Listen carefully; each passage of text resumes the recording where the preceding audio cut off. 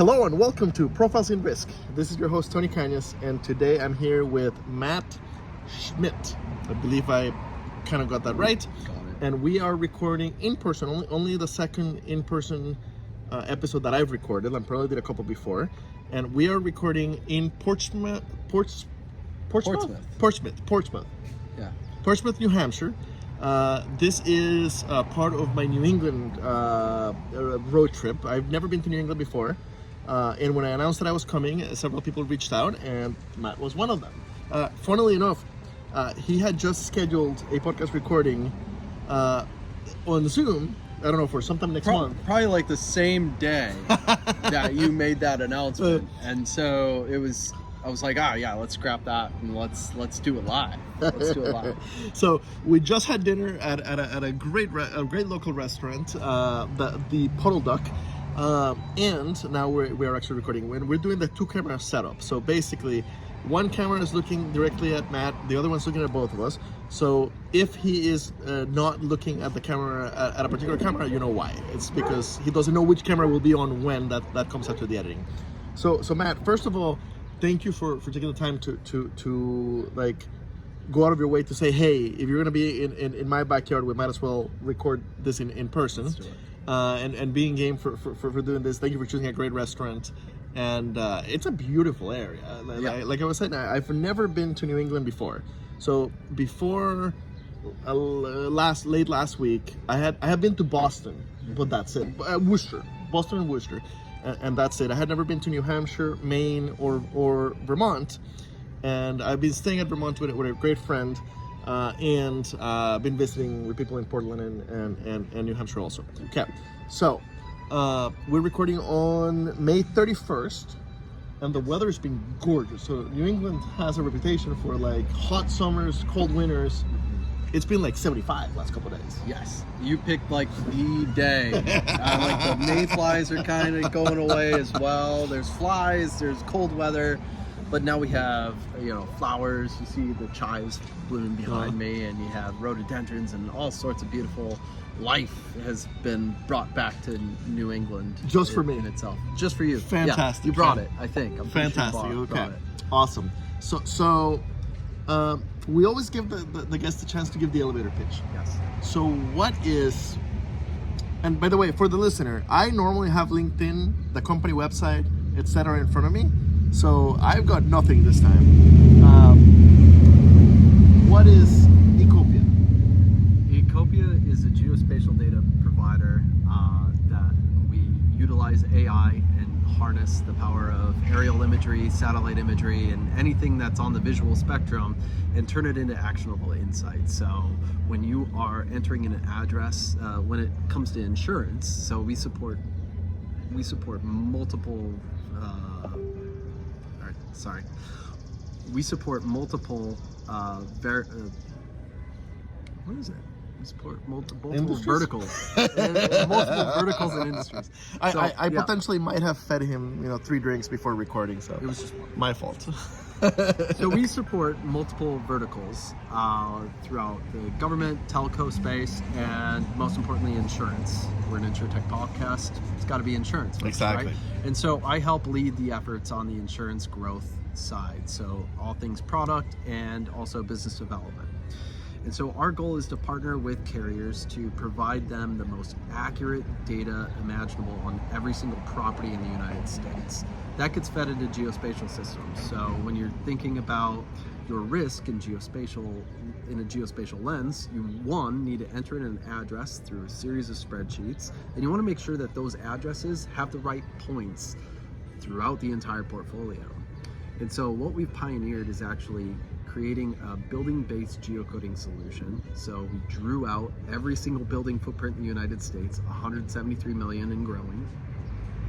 We applied address data and parcel data to those building footprints to create a building-based geocoder. So why that is important is to get greater accuracy for your entire portfolio, understanding that, hey, when we enter an address, we're getting it right on the house. We're not getting it in the parcel centroid. We're not getting it in the city centroid or the state nearby. We've seen that several times with our with some of our evaluations with the partners that we're working with. And so our geocoding solution increases the accuracy of entering in an address and getting a successful point 97% of the time versus, you know, others, which there are several players in the space. We're taking that information, that foundation, and then growing property attributes as well. Because if you could see it, you could apply it, you could classify the imagery, and make this wonderful decision-making product and this decision-making tool utilizing geospatial. Okay, so when I started in insurance 12, 13 years ago, I very much kind of assumed that we had this. I very much kind of assumed that like a responsible insurance company, if they're insuring a property, they know exactly where it is, and they know exactly what they're insuring. And then my third job in the industry, my first underwriting job, I was a farm underwriter for the largest farm underwriting company in the U.S. And how shall I say this politely?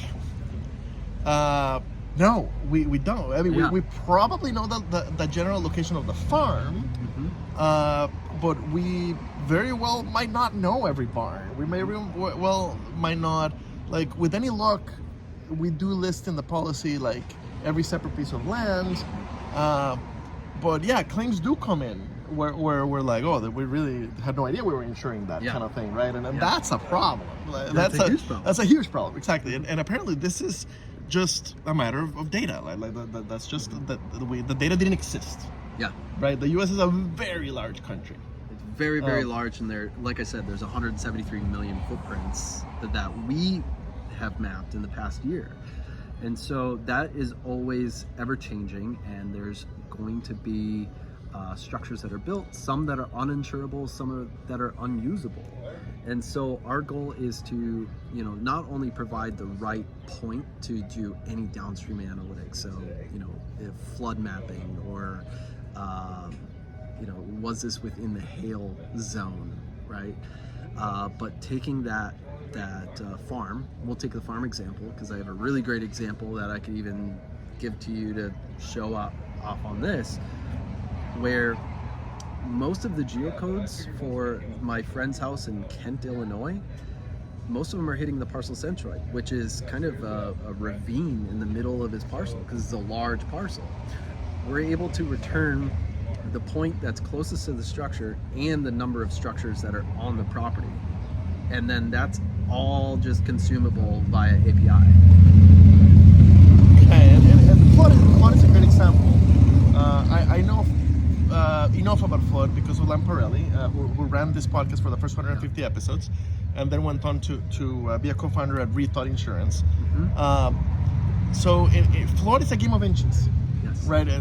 Flood, just because the address points you right there, that doesn't tell you whether just because the property is right next to the river, and like where the mail gets delivered is 6 feet up from there, the rest of the property could be like right by the water or the other way around. Exactly. It is really, and that in flood makes a humongous difference in the risk. Yes, and we ran that across the United States. So we took a traditional street level geocode. We found that it hit the structure 58% of the time. 58% of the time. A little bit better than a coin flip. A little bit better. And so we applied that to FEMA flood zones, which we all know that FEMA flood zones could use some improvement, but that's what we used. And we found that there was a $43 billion probabilistic risk by comparing the location of the geocode. The things that were outside of the flood zone are considered outside, but were really inside of that flood zone. And then additionally, so that was about a million locations that were wrongfully classified as not flood, should have been flood. Additionally, there were 600,000 homes or structures that were considered flood zones, but they were really outside of the flood zone. So it goes on both ways, where you're either underpricing or overpricing a policy. Just given that one simple data point at the very, very beginning of a policy. Okay, so for flood, this is gigantic. So Yes. what a flood is rather small compared to all property lines. Right. So how does this play into fire, tornado, hurricane, etc.? It factors into all of it. So there was a great conversation that we had with Rethought just recently on a different podcast, different webinar. But you get what you put into a model. So when you put in a wrong location or wrong address, you're getting those models incorrectly returned to you. And there's a lot of wonderful stochastic models that will give you the statistical rate of when is this event going to happen. And so we're able to input our data into that to get a more precise understanding of the location against all of these different models. That's in like catastrophe modeling. But then we could also go into claim as well. Where's the tornado? Where was the path? Okay, here's the path. It intersected with it, and we have significant evidence that the path is from, a mile wide and it's going, 13 miles long. What structures were in there? And so that also applies to a hyper-focused geolocation of the actual policy that you're writing. Okay, so this is fantastic timing. Okay, so Facebook Memories has been reminding me over the last few days that 12 years ago, I did my one catastrophe deployment. I spent 2 years in claims. Both were inside. One was call center, taking the claim, and the second year was MedPay. So I never did property. I never did field. But in 12 years ago, in 2011, May 2011, Joplin, Missouri gets hit by what was up to that time the deadliest tornado ever to hit the U.S. Yes. Every carrier is so strained by this tornado that they ask for volunteers who are not field people to go. And I volunteered, and it was an absolutely life-changing experience. So we drove down from Des Moines to Joplin. We got there, and as we get to the area of town where this tornado hit, the streets happen to be state roads in that whole area. And it looks like a bomb's gone off. Like everything is gone. The only thing there are claims adjusters and like National Guard cars or trucks.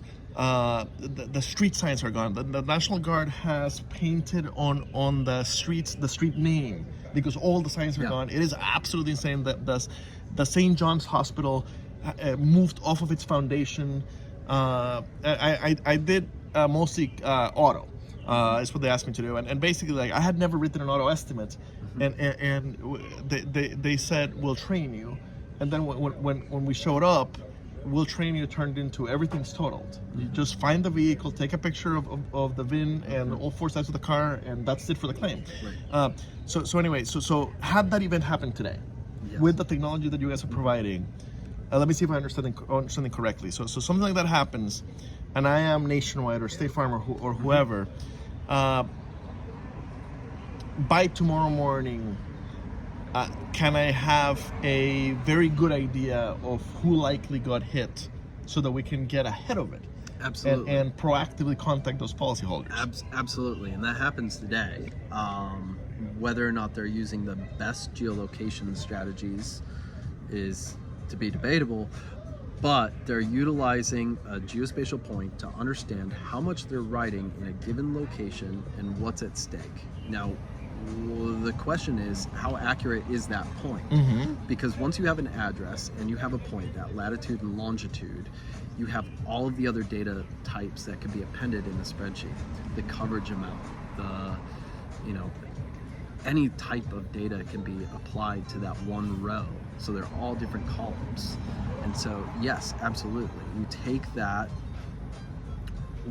and you understand what we're on the hook for, how much damage was there, and how many adjusters do we need to send to that area to provide support to our customers, provide the best support to our customers. Some of these large events, of course, we're helping the entire community, all of the civilians there. But at the end of the day, the insurers really need to know immediately, how much did this event cost us? And that is essentially what geospatial can do. Okay. So there's serious applications at the underwriting stage. There's serious applications at the claims stage. Yes. What about risk management, loss control, like portfolio aggregation and prevention? How can it play in that side? Yeah. So number one is just understanding that we have that location in the most accurate component, the most accurate spot possible. Then we can do a proximity analysis of how much do we have clustered around this individual area. Are we overexposed in this certain cell?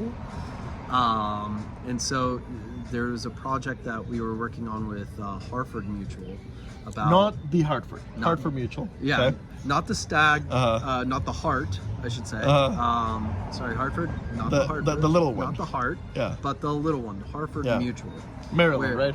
Yes, okay. Yes. So they are taking all their policies and the building footprints, drawing a buffer around that, which geospatially you have your actual structure, but then you would add a buffer and see what buffers intersect. So then they can group that for their reinsurance treaties.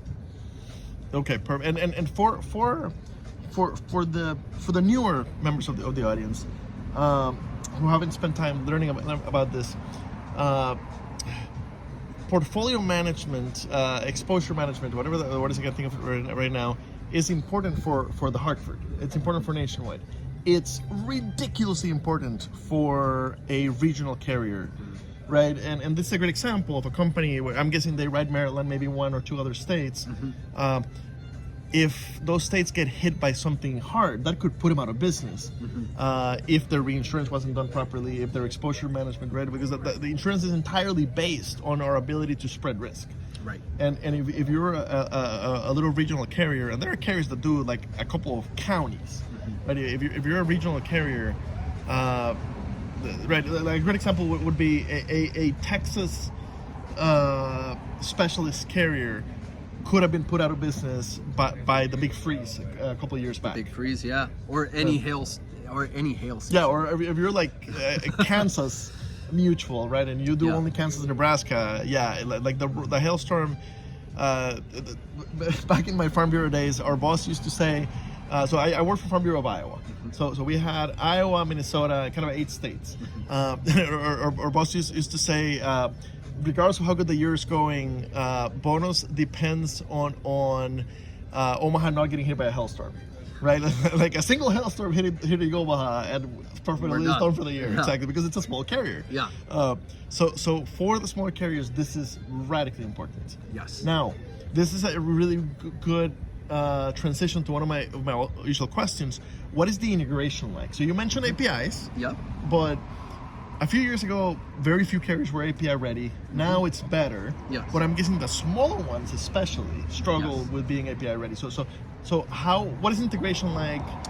Yes. So there's a number of ways. So number one is, we want to be a geospatial partner. We want to provide these tools to the carriers, large, small, what have you, to get a better understanding of the actual truth of where a building is. You could either consume it via API and pull it into whatever system you want. There's plenty of tools out there that can operate with geospatial data.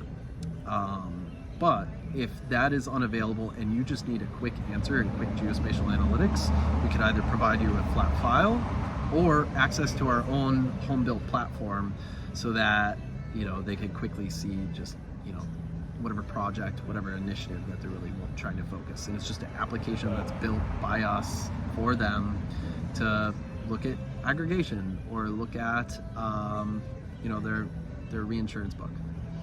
Okay. What about pricing? So is it a flat subscription depending on my premium size? Is it per pool? Per underwriter head? Like, how is it priced? Yeah, it's typically priced per transaction. So we'll start out with, It really depends, and it scales up as they get bigger. Mm-hmm. Some of the bigger carriers are wanting just all-you-can-eat subscription, and then we provide that to them. Otherwise, it's transactional. How many policies do you want to run? And we can provide an annual rate to match that so that they can successfully map out all of their properties and not break the bank. Okay. So ultimately, sit down, have a conversation with you, and we should be able to figure out a package that fits your needs. Yes, absolutely. Okay. What? So we talked about integration, we talked pricing. Any great client stories? What kind of success are the clients? And you can use a company name, or you don't have to use a company name. Well, I mean, you mentioned Rethought just earlier, right? And so they're using us heavily for the flood analytics because, I mean, location and flood is pretty tight. And there's some great other partnership stories. I would say that we worked with Munich Re on post-disaster assessment. So what structures were hit, how badly were the condition after the fact, and providing them kind of a level of severity for damage to these structures independently. And that was with Munich Re. I'm trying to think of, we mentioned Hartford Mutual as well with their reinsurance strategy. And then just ultimately a lot of our carriers, carrier partners, like 7 out of 10 are using our data in their risk systems. So either their home built systems or the systems that they're trusting through other modeling providers, and they're just getting a better understanding of their risk. Okay. So, I mean, mostly, I would say on average, most carriers are improving their geospatial accuracy by 25% at least. Okay, that's. I've never ran an underwriting department, but I'm guessing that's fantastic. It's pretty good. Okay. So we talked about integration. We talked about pricing. We talked about client results. Anything coming down the pipeline of improvements to the system that you are able to talk about already? Yeah. So we mentioned the foundation, building footprints, and the geocoding engine that helps provide that source of truth for whatever model that you're inputting that location. Now we're getting into property analytics, so the attributes, right? So when you look at a roof and you want to know the exact size, shape, height, condition, all of those attributes that we're slowly becoming more and more reliant on. A lot of carriers are partnering up with similar companies that will give you a roof score. We're taking that to the next level of accuracy. So focusing on accuracy first, and then building out a 3D structure, and then having all the attributes associated with it so that the carrier enters in an address and knows as many possible things about that structure as they can. Okay. So we don't record live specifically, so that I can throw the questions that you might want me to cut out later. Okay. So if you ask me to cut this out, then I'll cut this out. Yeah. Including the part where I'm telling you that I'm going to cut this out. Yeah. So anyway, so normally at this point I'm looking at your LinkedIn and asking a little bit about your background. Okay, so you're a geology major, so that is a perfect fit. Yeah. But geography. Geography, okay. That's right. Slight difference. Geography major. Thank you. Yeah. Again, I don't have LinkedIn in front of me, so this is a perfect fit. Like landmass versus rocks, maps versus rocks. Okay, so geography major. Your prior job was for a competitor in the geospace space. So I don't want to mention them by name. You can if you want to, but I can totally name Esri by name because they're not a competitor. Oh, okay. Esri is a major software provider that takes geospatial data and it gives you all of the tools to manipulate that data, and then throw it in an app to distribute it to your entire organization. Okay. A lot of carriers have Esri, or ArcGIS is what they call it, on desktops or servers, and they're utilizing that. Why I came to Ecopia was a lot of the data that carriers were asking us for. So I would go with this shiny new kitchen so that they could cook, delicious maps. But what data do we feed it? But what data do we feed it? So what data do we feed it? So, with my role the software carrier or at the software company, it was like it was getting somebody really interested in a nice dish, but then showing them the kitchen, and then they would have to build it themselves. Okay. Got it. Okay. And so a lot of the carriers are, and a lot of just people in general aren't classically trained GIS people, geographic information systems. Yeah. It's tough. Geospatial's tough, and so getting into the data field was a big jump for me. And you know, I had John Lipinski, our founder, one of the co-founders. I had John prove it to me and show me my house, because nobody knows my house more than I know my house. Show me my house on the data set, and I was like, wow, that is very impressive. And you do that for the entire US? Yep. Well, I'm in. All right, let's go. So I wasn't looking for it. I wasn't looking to hop over, but I'm glad I did, and I'm glad to provide, you know, just a much better data source to the industry, which it has historically been viewed as a commodity. Okay, perfect. Okay, so you have not worked in traditional insurance, right? No. Okay, so I'm guessing a lot of our listeners are brokers and carrier people, but I'm guessing we have a significant amount of insurtech and future insurtech people. So, any advice for the kids that are coming into insurtech, having never gone through traditional insurance, especially if they're going into sales? Yeah. How did you get yourself up to speed with the insurance side? With the insurance Yeah, side? and what has helped? Honestly, actively listening and taking the products and the needs of whatever carrier might have, and it was immersion. It was immersion, just like going down to Argentina, like living and learning Spanish.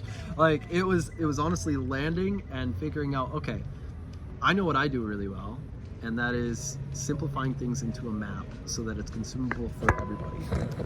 Okay, keep going. So let me see if I can rescue it, but we can use that one for now. No, very good. So I wanted to use my geospatial knowledge and abilities to help carriers align their data and figure it out so that we can make better decisions, so that they can make better decisions, and I'm just supporting them with the map stuff. Okay, we're back on this one. All right, cool. I probably need to replace it. It's a little old, and lately it's been doing that. Okay, perfect. The advice. I'll just reiterate. So just be actively listening and being there with the carriers. Find a few, and figure out what really makes them tick and what problems that they have that maybe could be solved by whatever skill set you have. With me, it was geospatial. With somebody else, it could be, you know, natural language processing and, you know, reading, unstructured data and taking it and structuring it. Like there's immense opportunities there as well. Okay, so we are recording at the very tail end of spring conference season. Yes. I have one conference left, which is InsurTech Insights, but this won't go live before InsurTech Insights. So for the fall conference season, do you already know which conferences you guys will be at? InsurTech. ITC? ITC Vegas. ITC Vegas. ITC Okay. Vegas. So yeah, we'll be. We were there the past few years. We'll be there strong again. And we have a booth, or you guys just? We'll have a booth. We'll have a booth. We're working out the details of our booth and our new logo design of said booth. So we're really excited. Okay, perfect. Whichever area of the industry you're in, whether that's you're an insurtech or you're a buyer for a carrier, or you're a broker, whatever area of the industry you're in, there is something for you at ITC Vegas. If you have never been, and you should buy the ticket right now, because they are getting expensive, and like take advantage of whatever discount they have right now. So anyway, Matt, thank you so much for your time. Thank you, and the dinner was a great choice of place also. Thank you for your time. This has been a lot of fun, and it's been very interesting to learn about Ecopia. When this goes live, I will tag both you and the company on LinkedIn. Awesome. The company website, since I can't see it right now, is it ecopia.com or? It's ecopiatech.com. Ecopiatech.com, and I'll include it in the show notes for the listeners. Thank you very much for your time. Thank you.